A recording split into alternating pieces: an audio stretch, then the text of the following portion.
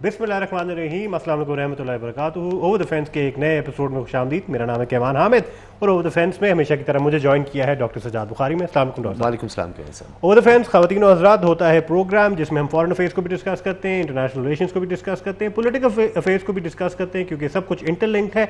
Economy भी इसके अंदर आ जाती है, इसके अंदर जो आम आवाम है उससे रिलेटेड सारे इशूज आ जाते हैं। सिंस हम मैस मीडिया के ऊपर बैठे हुए तो मैसेज से सेंट्रिक ही हम डिस्कशन को रखते हैं ताकि आप लोग इंगेज भी कर सकें, आप लोगों को कुछ थोड़ा इस्तेफादा भी हासिल हो हमारी डिस्कशन के ज़रिए और थोड़ा बहुत आप इंटरेक्ट भी कर सकें फीडबैक के ज़रिए इस प्रोग्राम के अंदर।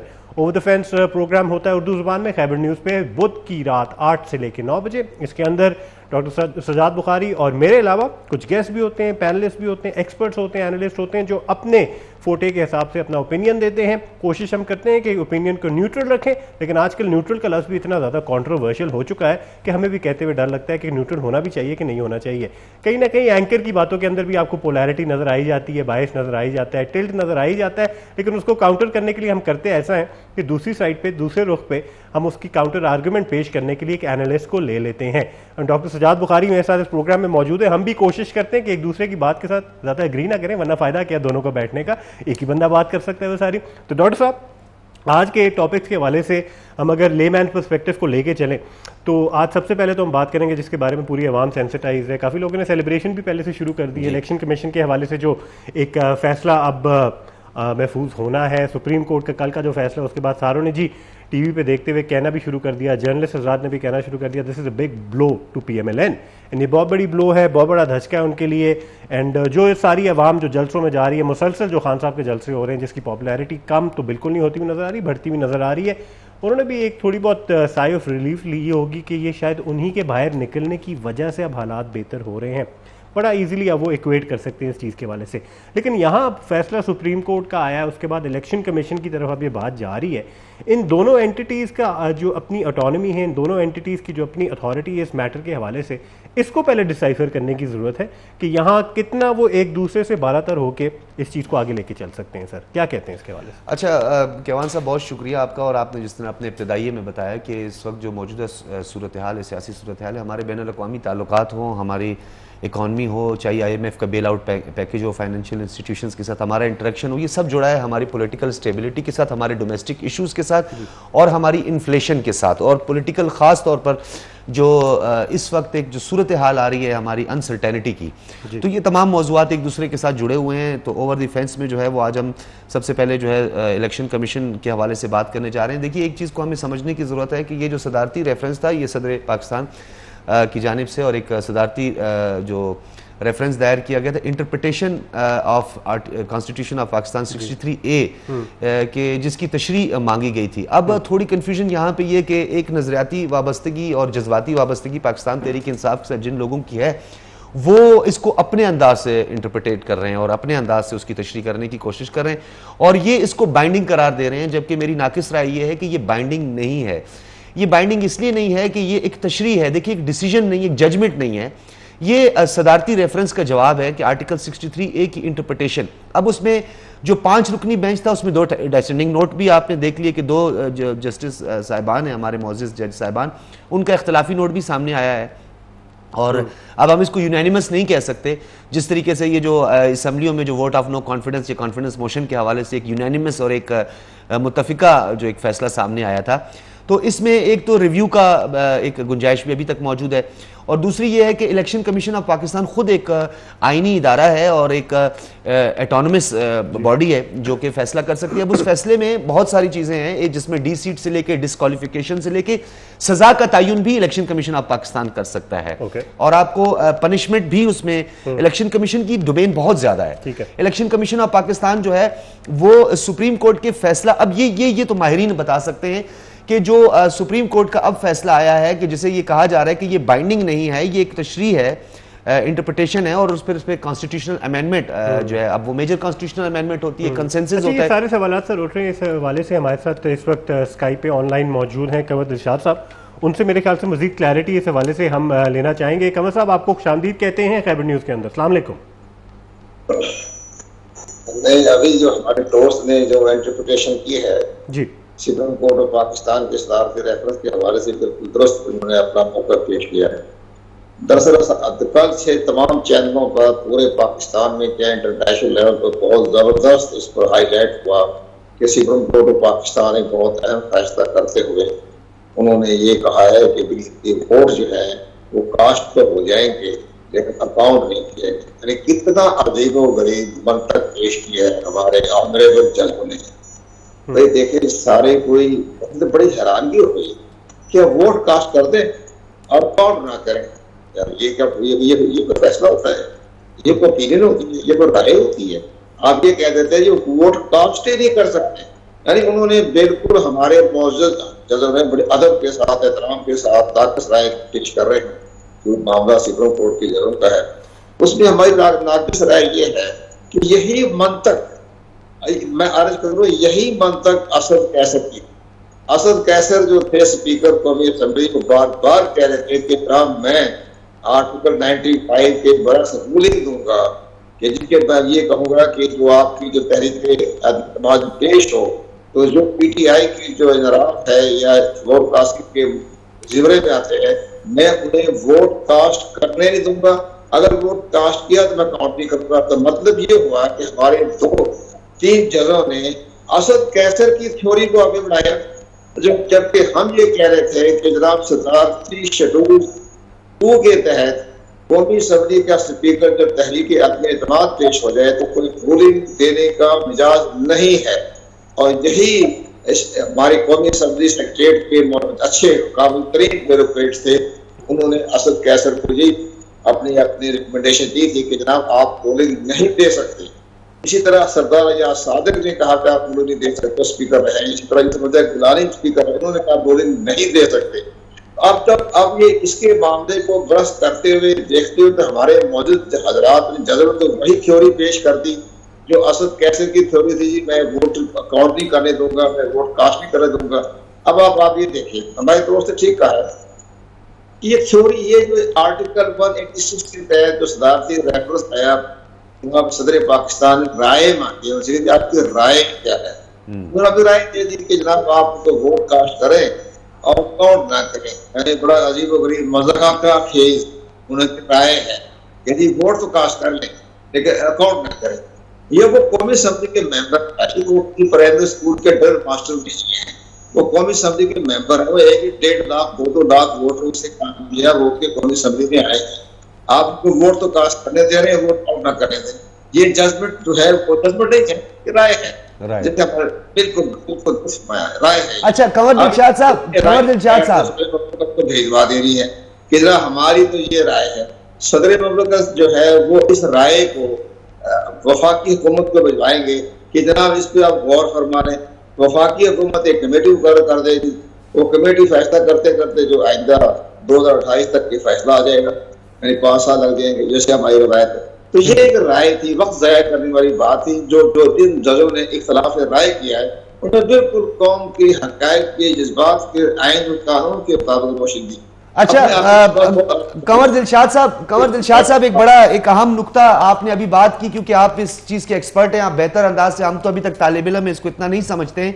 हम अब एक पार्लियामेंट की भी बात साथ में कर लेते हैं, सुप्रीम कोर्ट ऑफ पाकिस्तान की बात, और फिर एक और ऑटोनमस और आईनी इदारा जो इंडिपेंडेंट इदारा है इलेक्शन कमीशन ऑफ पाकिस्तान। ये हमारी बैकबोन है हमारी डेमोक्रेसी में। इलेक्शन कमीशन का बहुत वास्ट जो है एक सब्जेक्ट भी है और एक बड़ा वास्ट उनका रोल भी है जो हमेशा वो प्ले करते हैं।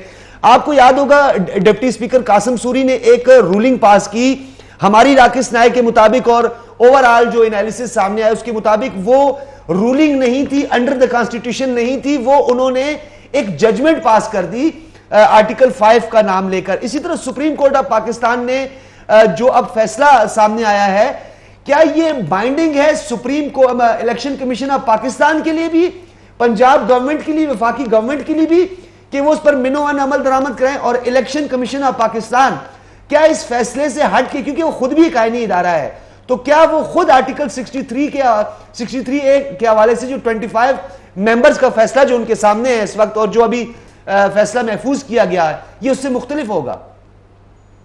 देखें, ये सबसे बड़ी अहम बात जब मैं गुजारिश करूँ हम आगे बात को लेकर चलते हैं तो एक जुमला में सुप्रीम कोर्ट ऑफ पाकिस्तान के 3 जजों ने जो फैसला लिखा है, जो राय दी है, वो आइन के आर्टिकल 63A के रूह के मुताबिक नहीं है, वो आर्टिकल 95 की रूह के मुताबिक नहीं है। सुप्रीम कोर्ट ऑफ पाकिस्तान को कोई इख्तियार नहीं है कि वो आइन के आर्टिकल 63A में कोई तरमीम करते, कमल खाते, को स्टॉप लगा दे। आप ये कहना है कि आर्टिकल 63A कहता है कि जब वोट अगर वो कास्ट कर जाए तो तब उसका खिलाफ रेफरेंस इलेक्शन कमीशन पाकिस्तान में थ्रू स्पीकर जाता है।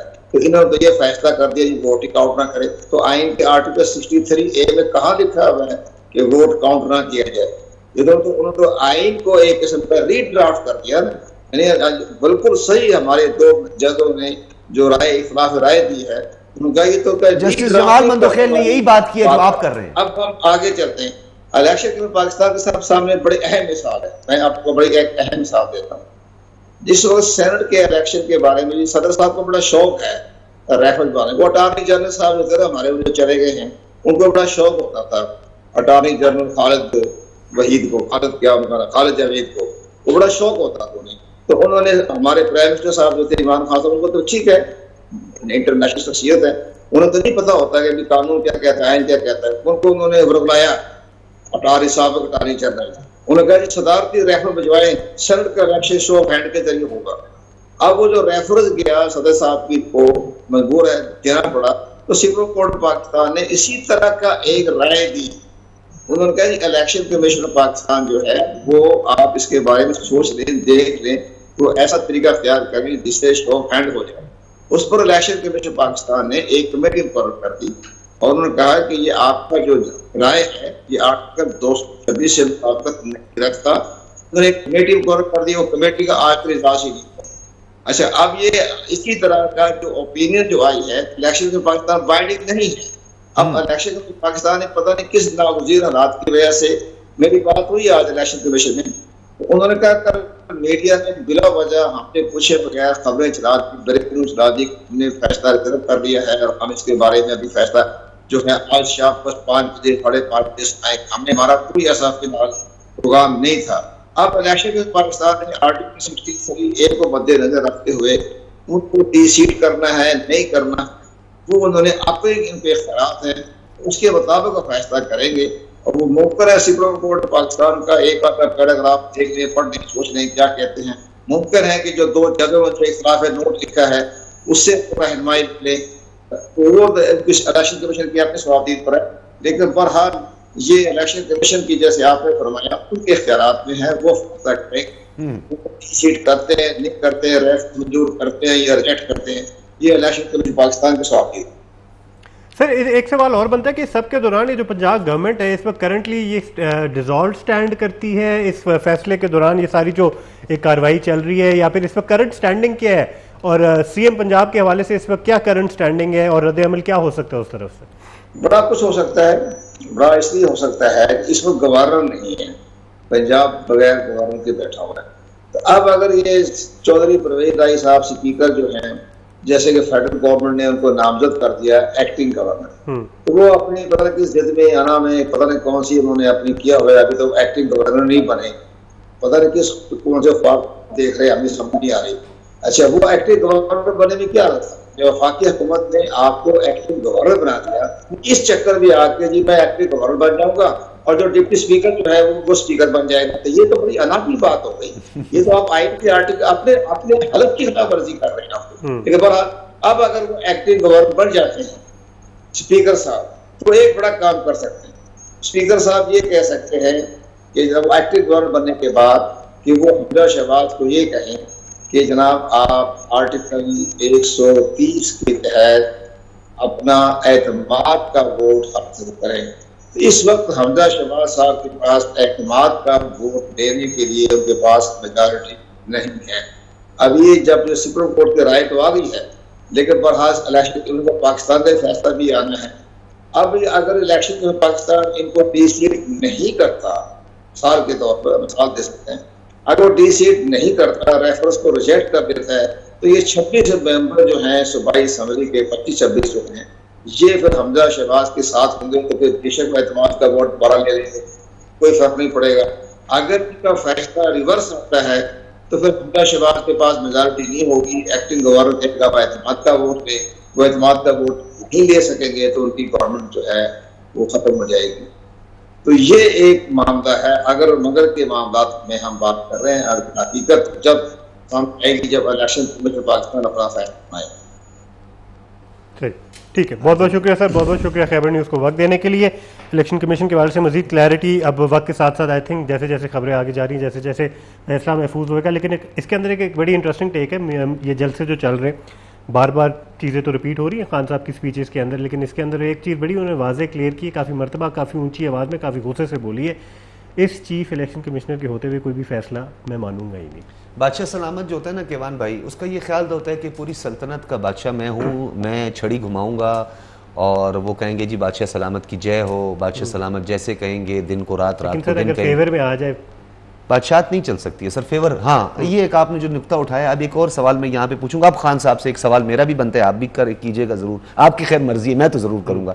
खान साहब से मेरा ये सवाल बताएं कि ये वही सुप्रीम कोर्ट है जिन्होंने रात को 12 बजे अदालतें लगाई थी, ये वही सुप्रीम कोर्ट है जिन्होंने शहजाद अकबर को प्रोटेक्शन बेल दी थी, हाई कोर्ट है, ये वही सुप्रीम कोर्ट है जिस पर आपने कहा था कि जी मैंने कौन सा जुर्म कर लिया था, मैंने कौन सी गद्दारी कर ली थी। कल आप रात को उसी सुप्रीम कोर्ट की तारीफ कर रहे थे।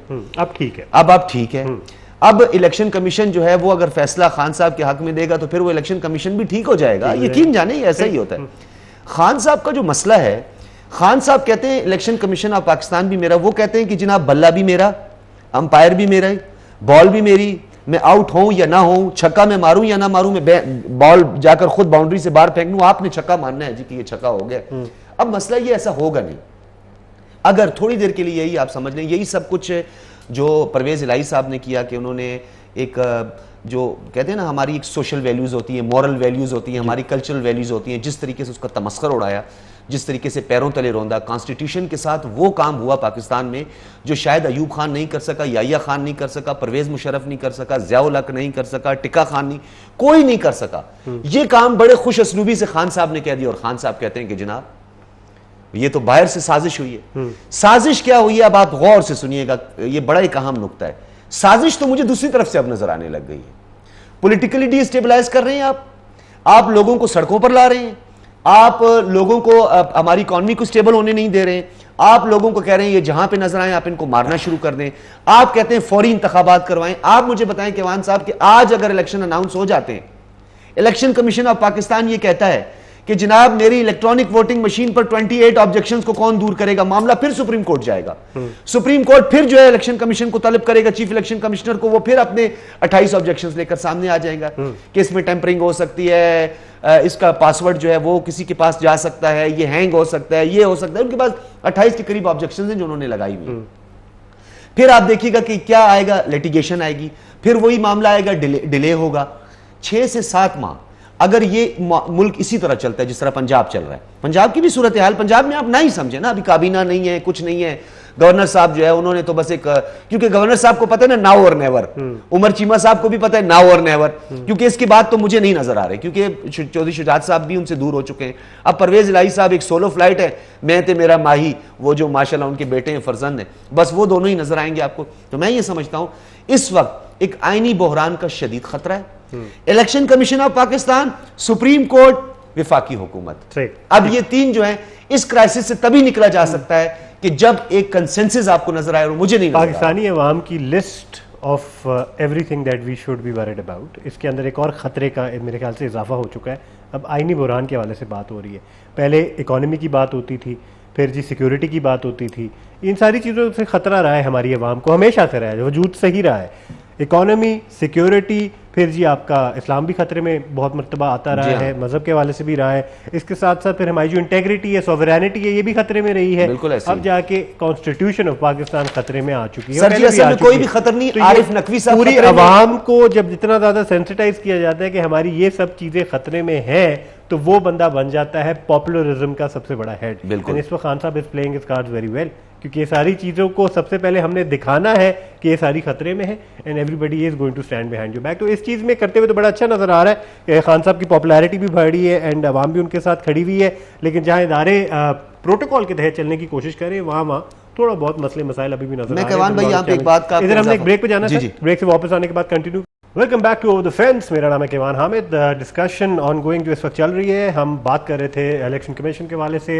जो हाल ही में फैसला है सुप्रीम कोर्ट का, जो एक टेक्निकली ऑब्जर्वेशन है, फैसला है, उसकी क्या रिप्रिकॉशंस होगी, इलेक्शन कमीशन कैसे हैंडल करता है, वो क्या फैसला महफूज करता है, उसके बाद जाके खान साहब के सेंटिमेंट्स कैसे बदलते हैं हालात के हवाले से, अगले जलसे में क्या थोड़ी बहुत स्पीच में तब्दीली नजर आएगी या फिर सॉफ्टनेस नजर आएगी कुछ इदारों के हवाले से, ये अब हमने आने वाले वक्तों में देखना है। अब चलते हैं सजा साहब, हम नेक्स्ट अपने टॉपिक की तरफ, अमेरिका की तरफ अब नज़रें हमारी हैं। वो तो हमेशा से रही है ऑब्वियसली, कभी कभार ज़रा हम फ़र्क नज़र से देख रहे होते हैं, कभी फ़र्क नज़र से देख रहे होते हैं, लेकिन एनिमोसिटी असाइड, सारी चीज़ें असाइड, हमारी एक डिपेंडेंसी रहती है regarding how our matters in our relations our with America for that matter. Bilawal Bhutto साहब का पहला दौरा है and he is there already. उनकी जो मुलाकात है ब्लिंकन साहब के साथ वो भी मुतवक्के है, उसके अंदर बड़े इशूज़ डिस्कस हो रहे हैं, जिसकी फॉल बैक हमें टू सम दी अदर हमें नज़र आएगी दोहा के अंदर भी।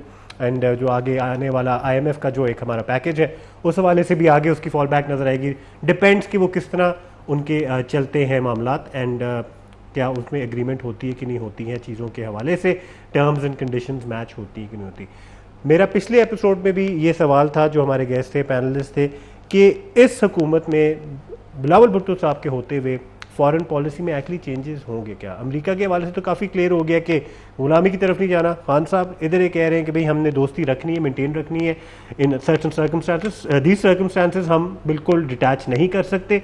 फ़र्क क्या होगी पॉलिसी, किस तरीके से फ़र्क, अप्रोच किस तरीके से फ़र्क होगा। खान साहब एक तीर से जो है दो नहीं बल्कि तीन शिकार करने की कोशिश कर रहे हैं। एक शिकार वो कर रहे हैं इस्टेब्लिशमेंट का, दूसरा शिकार कर रहे हैं वो अपने सियासी हरीफों का, और तीसरा वो शिकार कर रहे हैं अमेरिका में उस आने वाले फैसले का जिसका खान साहब को खौफ है। और ये बार बार ये नैरेटिव इसीलिए बिल्ड किया जा रहा है कि आरिफ नकवी साहब के साथ जो अभी इन्वेस्टिगेशन हो रही हैं, जो मामला चल रहे हैं, और फिर इलेक्शन कमीशन ऑफ पाकिस्तान में जो ममनुआ पार्टी फंडिंग है, उसमें जो कल भी दलाइल दिए गए हैं, उसमें ये तस्लीम कर लिया गया है कि कंपनीज की तरफ से फाइनेंस किया गया है, जबकि हमारा कॉन्स्टिट्यूशन या हमारा लॉ या इलेक्शन कमीशन के रूल्स के मुताबिक कंपनी ने इंडिविजुअल्स की जो फंडिंग होती है, वो इंडिविजुअल्स को भी देखा जाता है कि वो कहाँ के नेशनल हैं और किस तरह की उन्होंने फंडिंग की है, किस नौयत की उन्होंने फंडिंग की है, क्या पार्टी के किसी कैंप ऑफिस से की है, या पार्टी का कोई उसके साथ इंटरेक्शन रहा है, उस तरह के मामला को देखा जाता है। तो खान साहब ने शुरू से ये जो एंटी अमेरिकन जो नैरेटिव बिल्ड करने की कोशिश की है, वो यही है कि जब अमेरिका से कोई फैसला आएगा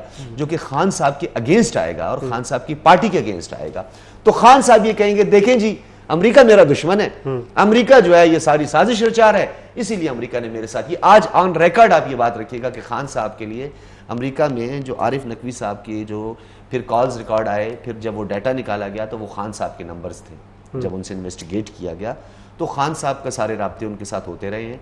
तो मैं ये समझता हूँ कि खान साहब अमेरिका के उस फैसले की वजह से, आरिफ नकवी साहब के मामलात की वजह से एंटी अमेरिकन नैरेटिव बिल्ड करने जा रहे हैं। और जो आपने बिलावल भुट्टो जरदारी साहब का बताया गुलामी, ये किसे कह रहे हैं, गुलाम ये किसे कह रहे हैं, ये आप हमें बात समझ लीजिए कि हमारी इस्टेब्लिशमेंट के होते हुए, हमारे इंटेलिजेंस नेटवर्क के होते हुए, हमारी मुसल्लह अफवाज के होते हुए हमें कोई गुलाम नहीं बना सकता। और अगर ये कह रहे हैं कि हम गुलाम बनने जा रहे हैं तो ये किसे कह रहे हैं। ठीक है, इस वक्त हमें फोन लाइन पे स्काइप पे ज्वाइन किया है शाजिया चीमा साहिबा ने। वो IR एक्सपर्ट भी हैं, फॉरेन अफेयर्स के वास्ते बहुत अच्छी एक एनालिसिस भी रखती हैं। मैडम आपको खुशामदीद कहेंगे। अस्सलाम वालेकुम। जी अस्सलाम वालेकुम। मैम, ये जो रिप्रिकॉशंस हैं regarding whatever is going to happen between Pakistan foreign office and American side, इसकी रिप्रिकॉशंस आपको हमारी लोकल पोलिटिकल अफेयर्स में क्या नजर आ रही हैं अभी? उस लोकल पॉलिटिकल फेज में यही है कि आप अपनी जो मदाखलत है उसको थोड़ा सा कंट्रोल करेंगे, जैसा कि पिछली गवर्नमेंट ने हमें पाई के दहाने पे पहुंचा दिया अपनी गलत डिप्लोमेटिक स्टेटमेंट से।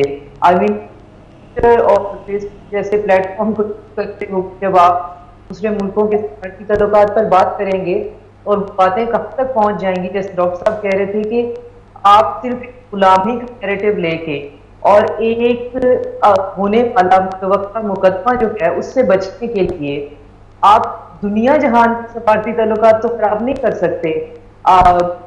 कभी शीश मजारी जो है वो फ्रांस के खिलाफ जो है वो उनका कहती हैं सफीर यहाँ से ले जाओ, कभी आप अमेरिका के खिलाफ बोल रहे होते हैं, CPEC आपने हॉल्ट पे कर दिया है, चाइना के साथ आपने अपने ताल्लुकात खराब किए हुए हैं और किसी से ताल्लुकात बेहतर करने की आप पोजीशन में नहीं है। आपने डिप्लोमेसी और डिप्लोमेटिक स्फेयर में हमारा ये हशर कर दिया है कि एक चीज होती है सेंस या पल्स लेना, इसके लिए मेरे आप जैसे लोग जो हैं जो कि डिप्लोमेटिक सर्कल्स में उठते बैठते हैं, उनके साथ कभी कोई खुल के बात कर लिया करता था। और अब जो अब रिसेंट दोबारा यूरोप में आने के बाद एक दो नशिस्तों में बैठने के बाद मुझे एहसास हुआ है कि लोग अब आपको बहुत ज्यादा दूसरे डिप्लोमेटिक ऑफिशियल्स आपको अवॉइड कर रहे हैं, पाकिस्तानी को आपके साथ बैठना पसंद नहीं कर रहे, आपकी बात करना पसंद नहीं कर रहे। और हमारा जो डिप्लोमेटिक कार्डर था वो इतना स्मूथली इस चीज पे चलता था कि आप लोकल इंटेलिजेंस या आप लोकल एकेडमिशियंस को आप ऐड करते हैं और फिर आप उनसे हालात के बारे में तबसरा भी ले लेते हैं, आपको पल्स की उसको डिप्लोमेटिक सेंस में कहते हैं, आप सेंस भी ले लेते हैं सिचुएशन की। ये अब किस किस बात का रोल गया है? ऐसा लगेगा जैसे मायूस इंसान की दास्तान है अगर इसको लंबा करते जाएंगे कि हम कहाँ पहुंच गए हैं। और अगर आप इनसे कोई सीरियस सवाल करते तो उसके जवाब में सवाए आपको एक जो कमेंट है उसके अलावा आपको कोई उसका जवाब ही नहीं मिलता। अगर इनसे पूछा जाए कि आपकी गलत पॉलिसीज जो हैं उनकी वजह क्या थी या पाकिस्तान आज बैंकरप्सी के वर्ज पे क्यों है, तो आपने फवाद हुसैन का, फवाद चौधरी का जवाब दिया होगा कि हम तो बिल्कुल ठीक मुल्क छोड़ के गए थे, आपने इस टेन्योर में उसका ये शेयर कर दिया। तो कहने का मतलब ये है कि एक नॉनसेंसिकल थिएट्रिकल जो है वो स्लैपस्टिक किस्म का डिस्प्ले है जो चले जा रहा है। और उसमें ये बात करना कि हमारी डिप्लोमेटिक जो चीजें हैं वो रिवाइव होंगी, उनको टाइम जरूर लगेगा, क्योंकि ट्रिपल को ये नहीं पता होता कि आपका फलां बंदा वो आपको बंदों की या इंडिविजुअल्स की बेसिस पे ट्रीट नहीं कर रहे होते, वो चेयर्स की बेसिस पे कर रहे होते कि आप एक मुल्क है कि आपके सफारतकार हैं और अब आप एकदम से तो वो रिलेशन वहां पे नहीं ले जाएंगे। हाँ, मेहनत जरूर करनी पड़ेगी और डेफिनेटली और तजर्बा बताता है कि जो अब कोalition गवर्नमेंट है, जितने भी लोग हैं एटलीस्ट उनको बात करने की तहजीब है, उनके अंदर जो महज़्ज़बपन है वो अभी भी शामिल है और डिप्लोमेटिक नॉर्म्स को बहरहाल सामने रखते हैं। और इस किस्म के लोकल सोशल मीडिया पे सिर्फ डोमेस्टिक माइलेज लेने के लिए अंडररेटेड किस्म के बयानात जो है माजी में तो हमने नहीं देखा कि इन्होंने ऐसा किया। अच्छा डॉक्टर शाजिया, जिस तरह आपसे केवान भाई ने ये पूरी सूरत हाल पे बात की, इसमें एक नुक्ता बड़ा अहम है कि IMF हो, वर्ल्ड बैंक हो, एशियन डेवलपमेंट बैंक हो, दीगर फाइनेंशियल इंस्टीट्यूशन है, ये जेर अताब कहें या अमेरिका के जेर असर कहें, ये रहे हैं और वो अमेरिका की इजाज़त के बगैर जो है किसी को फाइनेंस करने के लिए तैयार नहीं। इजिप्ट मॉडल हमने देखा और ख़ास तौर पर आपने देखा कि जो अरब के कई ममालिक के साथ ये सब कुछ होता रहा, उनकी इकॉनमी का जो स्ट्रक्चर था उसको बिल्कुल डिमोलिश कर दिया गया। तो इस वक्त जो पाकिस्तान के अंदर एक अमेरिका के खिलाफ एक फिजा जो बनाई गई है, क्या ये वहां पे अगर ये स्टेब्लिश्ड हो जाती है सब चीजें, तो आप नहीं समझती कि अगर अमेरिका IMF का बेल आउट पैकेज रोक देता है या फाइनेंशियल इंस्टीट्यूशंस पर कोई कदगन लगा देता है, पाबंदी लगा देता है कि वो पाकिस्तान को फाइनेंस न करें, तो ये पाकिस्तान की गद्दारी के जमरे में नहीं आता है? क्या ये साजिश नहीं है कि पाकिस्तान अमेरिका ख्याल बयानियां तैयार करे, IMF अपना बेल आउट पैकेज न दे, मजीद सख्तियां लगाए, सब्सिडीज को खत्म करे और पाकिस्तान की इकॉनमी कोलैप्स कर जाए? ये डॉक्टर साहब, इमरान खान सेल्फ जो है मेरी अंडरस्टैंडिंग ये कहती है कि the darkest conspiracy against Pakistan. जितना IMF के साथ डीलिंग में इनका ही बुलाया हुआ इकोनॉमिक हिटमैन जो है, इनका ही पसंदीदा चहेता बंदा, जिसने फॉर इंस्टेंस मल्टीप्लाई करते हुए लोन्स को ट्रिपल मल्टीप्लाई करके जो है वो अपने टेन्योर में हमारे गले के अंदर फंदा वो कसता रहा है। ये सिर्फ कहने की बातें हैं कि इमरान खान जो है वो IMF के लिए काम नहीं कर रहे थे। आई मीन ये थोड़ी बोल्ड स्टेटमेंट हो जाएगी, लेकिन जिन हालात पे इमरान खान ने IMF को फेवर करने के चक्कर में हमें पहुंचा दिया है वो डेंजरस हैं। और इसको समझने की जरूरत है कि ये बाकायदा IMF का रिकमेंडेड बंदा, इनका फेवरेट बंदा इन्होंने इंस्टॉल किया, जो कि अब वापस चला गया है जहां से वो आया था। और पूरा जो है हमारे स्टेट बैंक का भी हालत आपके सामने है। और IMF से 5 बिलियन की रेशो ये थी कि आप 5 बिलियन ले लें और 50 बिलियन हम वापस करेंगे। इस रेशो के ऊपर एक रिपोर्ट है अवेलेबल कि हमने लोन जो है वो पिछले 4 साल में लिए हैं। अब मसला ये है कि अगर हम बाकी मिस्र की या श्रीलंका की एग्जांपल देते हैं तो हम श्रीलंका नहीं है डॉक्टर साहब, हम एक न्यूक्लियर पावर हैं जिसके साथ हमारे ऊपर टन्स ऑफ लायबिलिटीज हैं। हम श्रीलंका बनकर अगर सिर्फ बात होगी पॉलिटिशियंस को जो है वो ह्यूमिलिएट करना है और दरिया में फेंकना है, वो एक बिल्कुल डिफरेंट डिबेट हो जाएगी। हम अगर अपना फ्रंट फेस ये रखते हैं कि हम वीक हैं और हमारे अंदर जो है सिविल अनरेस्ट है और डोमेस्टिकली हम कमजोर हैं, तो चील की तरह जो है वो तैयार है लोग हम पे ये हमला करने के लिए और ये साबित करने के लिए कि हम एक न्यूक्लियर पावर जो है लायबिलिटी हैं। और ये इमरान खान इसको इतना सिस्टमैटिकली इस स्टेज तक लेके आ गया है कि हम अगर हमारी अफवाज पाकिस्तान स्ट्रॉन्ग ना हो और उनका इतना वो इतनी बैटल हार्डेड ना हो, तो ये सारी सूरत हाल संभालना जो है ये किसी और इंस्टीट्यूशन या किसी और इंडिविजुअल के बस की बात ही नहीं है कि आपको 2 दिन लगेंगे। जो बयानिया इमरान खान ने अपनाया हुआ है और जो वो अपनी तकरीरों में कहते हैं कि ये बात चोर हैं और इनके साथ आप रास्तों में रोकें, इनको ह्यूमिलिएट करें, इंस्टिगेट करते हैं एक सिविल अनरेस्ट को, उनको ये समझ में नहीं आता कि जितना वो इंस्टिगेट करते हैं और जितना ही हम लोगों के सामने ये साबित करेंगे कि हमारे मुल्क के अंदर पॉलिटिकल केओस है, उतना ही हम बाइनॉक्यूलर के नीचे जाएंगे। और हम श्रीलंका नहीं है कि हम अफोर्ड कर लें बैंकरप्ट होना और हम ये अफोर्ड कर लें कि जी डिसफंक्शनल हो गए। तब सकते डॉक्टर साहब इसमें उनका काउंटर आर्गुमेंट ये बनता है, I mean just for the sake of argument right now, कि अमेरिका की डिक्टेशन की वजह से और इस दोस्ती की वजह से बाकी जो दोस्तियां मनाना चाह रहे थे उसमें भी हमें डिक्टेशन लेनी पड़ी, वहां भी we were acting as a puppet as well, and उस चीज से निजात हासिल करने के लिए it was very important to somewhat contemplate entering into a new block for that matter.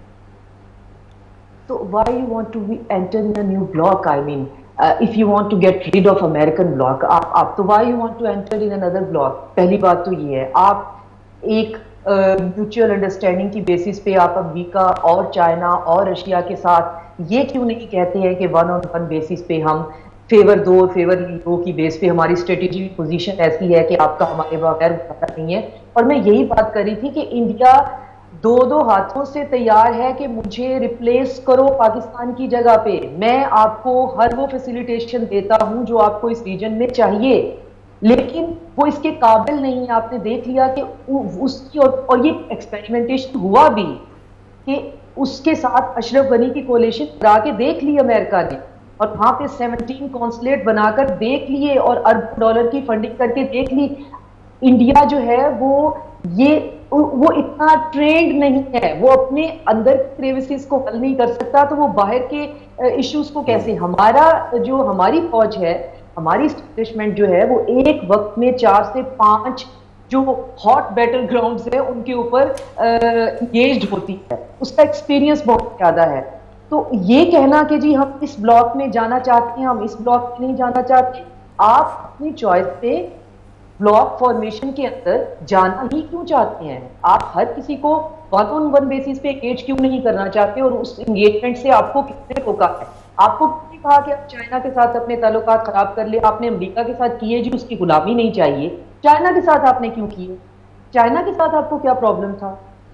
आप रशिया के साथ क्यों आपके ताल्लुकात वैसे नहीं रहे? आप इंडिया के साथ ताल्लुकात हैं उनको आप किसी और एंगल की तरफ लेके गए। अफगानिस्तान का मसला आपसे कितनी ढंग से हल हुआ? मैम आपने अफगानिस्तान का अब इशू रेज ही किया तो मैं चाहूंगा कि इस पर भी मजीद रोशनी डालिए। अंडर जो अभी करंटली चल रहा है, रिसेंट पास के अंदर देखें तो थोड़ा बहुत बैकड्रॉप पे जाते हुए नजर आ रहा है एक बहुत क्रिटिकल नेबर हमारा, जिसपे बहुत ज़्यादा ओवर सेंसिटाइज थे हम मीडिया में बैठे हुए, स्पेशली ये नेविटी चैनल्स खैबर न्यूज़ के ऊपर हमने तो बहुत ज़्यादा डेडिकेटेड वहाँ कवरेज रखी हुई थी। लेकिन आहिस्ता आहिस्ता जो मुल्की हालात चलते रहे और फॉरेन मैटर्स के वाले से डिस्कशन डिक्टेट होती रही है, तो we had to jump on the bandwagon as well, और आहिस्ता आहिस्ता अफगानिस्तान वाला इशू पीछे जाता रहा है, जिसके हवाले से अब जो खबरें आती हैं वो सिर्फ इमदाद के हवाले से आती है, चैरिटी के हवाले से आती हैं, रिलीफ पैकेजेस के हवाले से आते हैं। ओवरऑल उस रिलेशनशिप के हवाले से काफ़ी डिस्कशन अब पीछे जाना शुरू हो गई है। हाउ आर वी अब अगर फ्यूचर के हवाले से देखें करंट मौजूदा हुकूमत के अंदर, उसके हवाले से क्या पॉलिसी आपको नज़र आ रही है? थोड़ी सी शिफ्ट की ज़रूरत है या फिर we need to get back on the same bandwagon? अगर आपका इशारा इस तरफ है कि क्या हम इस इंटर्म गवर्नमेंट को, तालिबान को तस्लीम करेंगे या नहीं करेंगे, थोड़ा प्रीमेच्योर होगा कि ये गवर्नमेंट इस बारे में क्या करना चाहती है या कहना चाहती है। पर्सनली मैं बहुत होपफुल थी तालिबान के आने से, और ये जो सारे का सारा हमारे नेबर में एक प्रोपोगेंडा जो है वो अशरफ गनी की वजह से हम बहुत सिक्योर कर रहे थे, और हमें ये महसूस हो रहा था कि इंडिया की मुदाखलत बहुत ज़्यादा हो गई है। और मैं बहुत होपफुल थी इस चीज़ के बारे में। ठीक है, वो हालात वैसे तो उस तरफ जा रहे हैं, लेकिन जो तालिबान गवर्नमेंट की जो स्टबन पॉलिसी हैं, खास तौर पे जिनके बारे में वेस्ट में बहुत वादे, ठीक है, वो उनको कल्चरल फैब्रिक से देखना चाहिए, उनको देखने की ट्रेजेक्टरी डिफरेंट है। हमारे विमेन जो रिलेटेड इश्यूज हैं, वो हो सकता है बहुत ज़्यादा ह्यूमैनिटेरियन से हट कर वो कल्चरल या रिलीजियस हो, लेकिन वेस्ट को उस तरह देखने के लिए तैयार नहीं है। और तालिबान जो है वो थोड़ी सी भी लचक या उसके अंदर की जो बेंडिंग डाउन है वो दिखा नहीं रहे हैं, तो वो उससे सूरत हाल आगे की तरफ बढ़ती हुई नजर नहीं आ रही है। उनकी जो आइसोलेशन है, ग्लोबल आइसोलेशन, वो बिल्कुल कायम है, और उस ग्लोबल आइसोलेशन की वजह से वहाँ पे लोगों के लिए, आम बंदे के लिए ज़िंदगी बहुत मुश्किल है। बहुत ज़्यादा फूड क्राइसिस है, सप्लाई चेन का बहुत ज़्यादा प्रॉब्लम है। अब जो फ्लड है उसकी वजह से इतना नुकसान हुआ है। तो तालिबान जो वादा लेके इस दफ़ा आए थे कि हम एक मॉडरेट और मिडल ग्राउंड ढूंढने की कोशिश करेंगे, मैं पर्सनली बहुत होप थी कि इस दफ़ा वो ऐसा करेंगे, और फिर अगर वो ऐसा कर लेते हैं तो शायद पाकिस्तान को कोई प्रॉब्लम नहीं होगा। We will be the first one to acknowledge them as legit government. लेकिन अभी तक ऐसा नहीं है, तो हमारे लिए फेस कीपिंग का इशू है कि वहाँ पे बच्चियों के स्कूल्स भी बंद हैं, जो बेसिक वेस्टर्न प्रॉब्लम्स होते हैं जो हम यहाँ पे बैठ के फेस कर रहे होते हैं, और उसको हम बहुत जोर लगा के भी समझाने की कोशिश करते हैं कि आप जिसको औरत का इस्तेहसाल कहते हैं वो हमारा कल्चरल फैब्रिक है, और वो इस्तेहसाल नहीं है, और उसमें हमारी औरत टेक्निकली इस्तेहसाल फील नहीं कर रही होती, वो बहुत प्रोटेक्टेड होती है, लेकिन बहरहाल वो बातें समझ में नहीं आती, और ह्यूमैनिटेरियन ग्राउंड पे बार बार वही बातें हो रही होती हैं। लेकिन जब उनके साथ बेसिक ह्यूमन इश्यूज ऐड हो जाए, जैसे कि बेसिक कूलिंग है, हेल्थ इश्यूज हैं, वो बंद कर देना और उनको ना चलने देना। तो आई डोंट नो तालिबान जो हैं वो इस हवाले से क्या उनकी पॉलिसी है, और वो क्या सोच रहे हैं आगे, क्या फोर्टी करके का प्लान क्या है। लेकिन उसमें पाकिस्तान के लिए प्रॉब्लम ये है कि अगर वो थोड़ी सी लचक दिखाएंगे, हमें कोई प्रॉब्लम, पाकिस्तान को कोई प्रॉब्लम होना नहीं चाहिए, और मेरा नहीं ख्याल कि है उन गवर्नमेंट को तस्लीम करने के लिए, क्योंकि बहरहाल तालिबान जो है वो उन्होंने ओपन विंडो इंडिया को तो नहीं दी हुई है वहाँ पे कि आ जाओ और आके वहाँ पे ट्रेनिंग सेंटर भी बनाओ, और हमारे अफगान यूथ भी वहाँ पे इंडिया में ले जाओ, जाके उनकी ब्रेन वॉशिंग भी करो, और हम जो 20 साल जो है वो तुम लोगों के साथ रहे और हमेशा से तुम लोगों की फिक्र करते रहे, हमेशा से तुम्हारा साथ दिया।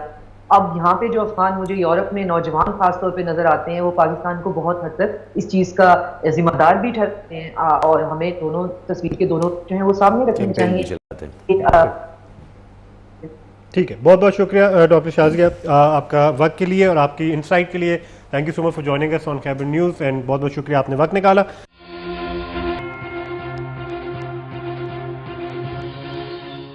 डॉक्टर शाज़िया की बातों से स्पेशली रिगार्डिंग अफगानिस्तान, जो उन्होंने ग्लोबल आइसोलेशन की भी बात की है, सर उस ग्लोबल आइसोलेशन के अंदर पॉलिटिकल टर्मोइल में भी इजाफा नज़र आ रहा है, पॉलिटिकल टर्मोइल में इजाफा जहाँ नज़र आ रहा है, साथ साथ हमें इकोनॉमिक एक डिज़ास्टर, एक क्राइसिस भी नज़र आ रहा है वहाँ पर। इकोनॉमिक क्राइसिस के साथ साथ इस रीजन के अंदर at least, I am not just talking about Afghanistan, जहाँ इकोनॉमिक क्राइसिस ज़्यादा होता है वहाँ सिक्योरिटी के खदशात भी बढ़ जाते हैं। वहाँ सिक्योरिटी के खदशात अब ऐसे लेवल पे आ चुके हैं जहाँ मैनिपुलेशन उन टेररिस्ट ऑर्गेनाइजेशंस के लिए आसान होनी शुरू हो गई है।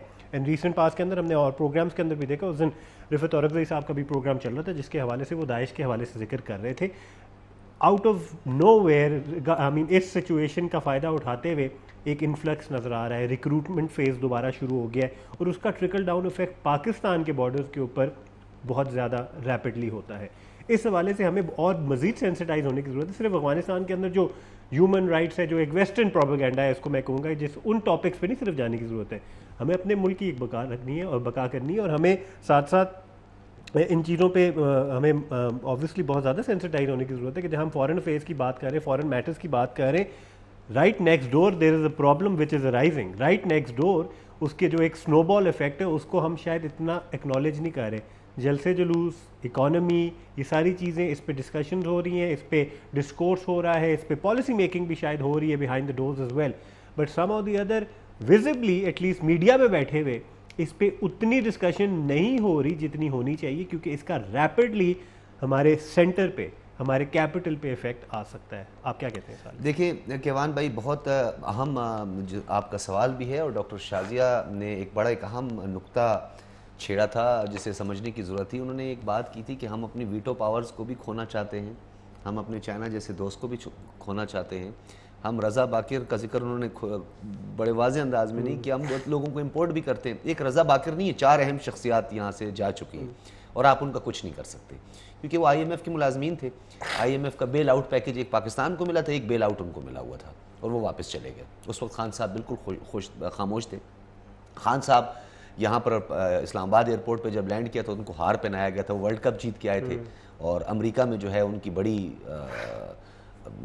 पॉपुलैरिटी थी और यहाँ पर बड़ा उसका क्रेडिट भी लिया गया था। हम गुलाम नहीं थे, अचानक जैसे खान साहब चले गए हम गुलाम हो गए। जी बड़े ज़बरदस्त बात है, बहुत अच्छी बात है। हम कैसे गुलाम हुए मैं आपको बताता हूँ। हम गुलाम नहीं थे, हमें गुलामी की तरफ खान साहब लेके गए 3 टाइम 3% ज़्यादा। यानी आप ये समझे कि हमारे कर्ज का जो पिछले 15 साल जो कर्ज नहीं लिया गया था उससे भी ज्यादा, नहीं 30 साल कर्ज खान साहब ने अपनी दौर इक़्तिदार में 3 सालों में वो कर्ज ले लिया पाकिस्तान के लिए, तो हम गुलामी की तरफ चले गए। IMF जो आज दंदनाता फिरता है, हमारी सब्सिडीज वो खत्म करता है, वो हमारे मास ट्रांजिट की सब्सिडी खत्म करना चाहता है, वो हमारे बिजली की टैरिफ बढ़ाना चाहता है, वो हमारी गैस पे सब्सिडी खत्म करना चाहता है। क्या दुनिया के तरक्की याफ्ता ममालिक जो आज भी सब्सिडाइज कर रहे हैं चीजों को, सब प्राइवेटाइजेशन की तरफ नहीं जा रहे, हमें प्राइवेटाइजेशन की तरफ धकेला जा रहा है। पूरी दुनिया को जो है वो सब्सिडाइज किया जा रहा है। मास ट्रांजिट का मंसूबा बरतानिया में जितने हैं, पब्लिक इंटरेस्ट के जितने मंसूबे हैं उनको सब्सिडाइज किया जाता है। अशियाए खुर्दोनोश पे आज तक आप देखें कि ये जो क्राइसिस खड़ा हुआ है, यूक्रेन का क्राइसिस खड़ा हुआ है, जिस पे बड़ा ख्याल आ गया जी अमेरिका को। न्यूयॉर्क में जी आपने एक फूड सिक्योरिटी के हवाले से जो है एक आपने वजारती इजलास भी तलब कर दिया, हमारे बिलावल साहब भी वहाँ पे मौजूद हैं। क्या यही फूड क्राइसिस की जब हम बात कर रहे थे, सर्द मौसम था, खैर खान साहब वाला सर्द मौसम नहीं जी, एक मेहरबानी कीजिएगा वो जो आपने न्यूट्रल के साथ बात की थी, सर्द मौसम पे भी ये मामला ज़्यादा ख़राब हो जाता है कि ये ना पता चले सर्द मौसम कहाँ चला गया। बार मैं अफगानिस्तान के सर्द मौसम की बात करता हूँ जहाँ पे फूड क्राइसिस का मामला चल रहा था। उस वक्त यहाँ पे किसी को इजलास करने का ख्याल नहीं आया, फूड सिक्योरिटी का कोई ख्याल नहीं आया। क्या ये आप बताएगा अमेरिका हमें, क्या हम दुनिया को ये समझा पाएंगे या हम खुद पहले समझ पाए कि इस वक्त पूरी दुनिया की जो खुराक है वो 4% लोग भी नहीं है बल्कि 3% लोग हैं। 1% तो वो लोग हैं जिन्होंने पूरी दुनिया की इकॉनमी को कैप्चर किया और 3% लोग वो हैं जिन्होंने पूरी दुनिया की खुराक पर एक जारादारी कायम की हुई है। अब वो तीनों के 3% जो है वो अमेरिका है, अमेरिका के अंदर ही मौजूद है, जो इस वक्त पूरी दुनिया में आलमी खुराक का, जो इस वक्त आलमी खुराक तहफ़्फ़ुज़ खुराक की जो बातें की जाती हैं वो उसको डिमोलिश कर रहे हैं, वायलेशंस कर रहे हैं, ज़ख़ीरा अंदोज़ी कर रहे हैं। अब ज़ख़ीरा अंदोज़ छोटे मोटे हम पकड़ लेते हैं, इस मुल्क में ज़ख़ीरा अंदोज़ है यहाँ पे। अब जो यूक्रेन का क्राइसिस खड़ा हुआ है ये सिर्फ यूक्रेन का नहीं है, ये यूरोप का भी है। अमेरिका कहता है कि जी मेरा फैसला बाइंडिंग है, जैसे सुप्रीम कोर्ट का फैसला बाइंडिंग हम जिसका जिक्र करते हैं। अमेरिका कहता है कि मेरा डिसीजन बाइंडिंग है कि आपने रूस का बाइकाट करना है। वो यूरोप खड़ा होकर बोल गया, वो भाई जी असी किस तरह बाइकाट करके बैठ जाए, रोटी नहीं है, गंदम नहीं है, इंपोर्ट वो गंदम वहां से करवाते हैं, गैस उनको रूस से जरूरत पड़ती है। तो अमेरिका इस वक्त जो सब कुछ कर रहा है वो यूक्रेन में, यूक्रेन को उन्होंने मतलब उनका थीम तो यूक्रेन है कि यूक्रेन में जो है फूड सिक्योरिटी का बहुत बड़ा मसला बन रहा है, फूड क्राइसिस आने वाला है और ओवरऑल वो बात करें। लेकिन मैं ये समझता हूं कि इस वक्त हमें जो जरूरत है, हमें इंटरनल डोमेस्टिक पॉलिटिकल स्टेबिलिटी की जरूरत है। ये जो हमारे ईस्टर्न वेस्टर्न बॉर्डर की जिन चैलेंजेस की आपने बात की है, खान साहब के लिए इंपॉर्टेंट नहीं है। खान साहब के लिए वजारत उज़्मा है, उनको जो है वो अचकंस पहननी है, उन्होंने दोबारा से प्रोटोकॉल लेना है, वो अभी भी प्रोटोकॉल ले रहे हैं और ये बात बड़ा अहम है। मैं ये एज अ ट्रू पाकिस्तान में वाइंड अप पे बात करना चाहूंगा, एक लाइन में बोलूंगा, बहुत अहम लाइन है। बार बार आपने खान साहब को सुना कि थ्री स्टूजीज का बार बार बात करते हैं। एक को वो कहते हैं मैं जानता हूं, वो पता नहीं कौन सा शो, मैं नाम नहीं लेना चाहता, वो तीन स्टूजीज की बार बार बात करते हैं नाम ले लेके। ये बाकी मीर जाफर और मीर सादिक जिनकी इन्होंने वीडियो बनाई, ये मीर सादिक और मीर जाफर का भी तो नाम आकर ले लेना, हिम्मत करे ना। कौन से मीर सादिक और मीर जाफर है? वैसे ही आप इतने बड़े खान हैं कि आप तो किसी से डरते ही नहीं है। आप तो कहते हैं जनाब मुझे जो है मौत का भी खतरा है, ये भी बता दें कि आपको मारना कौन चाहता है। लेकिन मीर जाफर और जिन मीर सादिकों की आप बात कर रहे हैं ना, दे दी थी कि वो उनकी बात नहीं कर रहे जिनका आप सोच रहे हैं। उन्होंने क्लैरिटी दी थी कि वो किसकी बात कर रहे हैं। He took a step back। नहीं तो फिर वो मीर सादिक और मीर जाफर कोई और है जिनका नाम लेने से वो घबरा रहे हैं। उन्होंने अब रोल चेंज कर लिया है, उन्होंने किसी और के ऊपर वो टाइटल लगाना शुरू कर दिया। अफगानिस्तान का 2 मसला, जल्द से बाद वैसे वापस आ गए थे उसी चीज के ऊपर। वो अफगानिस्तान का मसला अगर खान साहब की यही रविश रही, यही तरीका रहा, तो मैं आपको ये बात भी बताता चलूं कि सिर्फ हमारी ईस्टर्न वेस्टर्न बॉर्डर की चैलेंजेस हमारी पाक फौज नहीं, हमारी पॉलिटिकल स्टेबिलिटी के साथ जुड़े हुए हैं। खान साहब ने एक सिंगल स्टेटमेंट अफगानिस्तान के लिए नहीं दी, और वो जुमे वाले दिन जो है वो एक तकरीर जो किया करते थे कश्मीर के लिए, ना उन्होंने कश्मीर की बात की, ना उन्होंने अफगानिस्तान की बात की। उन्होंने सिर्फ एक मतबादिल निकाला कि मुझे क्यों निकाला रात 12 बजे। खान साहब के ये मामला सॉल्व होगा तो वो बाकी मामलों की तरफ जाएंगे। बात तो सही है, obviously he needs to be an authority to solve the bigger issues, and he thinks right now he is the best person to solve the bigger issues in the best interest of the country. Khan साहब का narrative ये है कि पहले ये मेरा मसला solve करें, जिसके बेसिस मतलब पहले मैं वजीर आजम बनूं फिर सब सही हो जाए। बात सही है, वही बैक टू 2018 आ गए ना सर। हम 2018 में भी यही था कि मुझे लाएंगे तो मैं truly with all my heart and all my efforts एक सही मानों में करूंगा, क्योंकि दूसरी साइड पे जो बरक्स आप जिन लोगों को लेके आ रहे हैं सर, उनको भी डिफेंड करना इतना आसान नहीं है। खान साहब के बारे में बात करना, एनालिसिस करना, मैं कहता हूं डायसेक्ट करना और पूरी चीज के ऊपर एक तबसरा देना इसलिए आसान बन चुका है क्योंकि ये एक ऐसा लीडर है जो बार-बार सामने आ रहा है। उन्होंने सारे कार्ड खेल लिए। He has nothing to hide, no filters, nothing। इतने ज्यादा उनके फिल्टर सारे नीचे गिर चुके हैं कि हम बहुत इजीली वो जिसको कहते हैं ना बीच में से हम निकाल सकते हैं चीज। मतलब पीक पे जा चुके हैं, आप ही कहना चाहते हैं? सर पीक पे ही इज ह्यूमन, उसके बाद डाउनफॉल ही होगा ना। ह्यूमन फैक्टर है ना उनका, उसके बेसिस पे it's very easy to pick out things because वो आपको सामने दे रहे हैं कि वो बहुत ट्रांसपेरेंटली इसको अप्रोच करना चाह रहे हैं। बाकी सारे बिहाइंड द डोर्स जो चीजें कर रहे हैं वो खान साहब जो गलती से कर रहे हैं, बाकी सारे जान के करते हुए नजर आ रहे हैं। बाकी सारे जान के आपके मुल्क का मेरे मतलब है इसके पीछे पड़े हुए, एज अ प्रोपेगेंडा आपके मुल्क के पीछे पड़े हुए। खान साहब ने जो गलतियां की अपनी नाअहली की वजह से, बाकी सारों ने नाअहली की वजह से नहीं की, बाकी सारों ने स्ट्रीट स्मार्ट होते हुए अपना फायदा करते हुए मुल्क का नुकसान किया है। हु इज बेटर, ए और बी? खान साहब इस वक्त अपनी नाअहली के साथ साथ थोड़ी बहुत एटलीस्ट एक पॉसिबिलिटी कि बंदा इंप्रूव कर सकता है, एटलीस्ट पॉसिबिलिटी कि political awareness, how to handle these issues with time, with a couple of years, बिल्कुल इंप्रूवमेंट की गुंजाइश रहती है बिकॉज ऑनेस्टी है, ट्रांसपेरेंसी है। लेकिन उनकी नाअहली के ऊपर अगर हम जाते रहेंगे और उसी के बेसिस पे उनको जज करते रहेंगे, आप केवान भाई क्या समझते हैं कि constitution on the other hand आप देखें आपके पास जिसको अब वो नॉट माय वर्ड जो कहा जा रहा है कि भाई करप्ट लोगों का टोला है, जिनके केसेस हैं, जिनके ओपन केसेस हैं, जिनके ओपन एंड शट केसेस हैं, जिनके ब्लेटेंटली अवाम के सामने उनकी गलतियां नहीं उनके जराइम नजर आए हैं, उनको एक्सेप्ट करने की मजबूरी आवाम के ऊपर डाली जा रही है। What is better, somebody who has absolutely no idea what to do with this लेकिन दिल साफ है, या फिर वो लोग जिनको पता है करना बेड़ागर करना कैसे इन लोगों का? तो ये चॉइस अवाम के ऊपर छोड़ी जा रही है। अनफॉर्चुनेट है सर, दोनों चॉइसेस में अवाम रुलती हुई नजर तो आ रही है। इसी बात पे हमें वाइंड अप करने की जरूरत है। काफी मायूस कुन किस्म का एक नोट है जिसके ऊपर वाइंड अप करने की जरूरत है, लेकिन इंशाल्लाह इस पे आगे डिस्कशन करेंगे। डॉक्टर साहब बहुत बहुत शुक्रिया, इंशाल्लाह बहुत शुक्रिया प्रोग्राम में मदद होने के लिए, एंड जो हमारे पैनलिस्ट हैं उनका भी बहुत बहुत शुक्रिया। आप लोगों का बहुत बहुत शुक्रिया प्रोग्राम देखने के लिए। फीडबैक से आप लोग हमें आगाह कर सकते हैं हमारे सोशल मीडिया फोरम्स के ऊपर। तब तक के लिए अपने मेजबान केवान हामिद को दीजिए इजाजत। अल्लाह हाफिज और पाकिस्तान जिंदाबाद।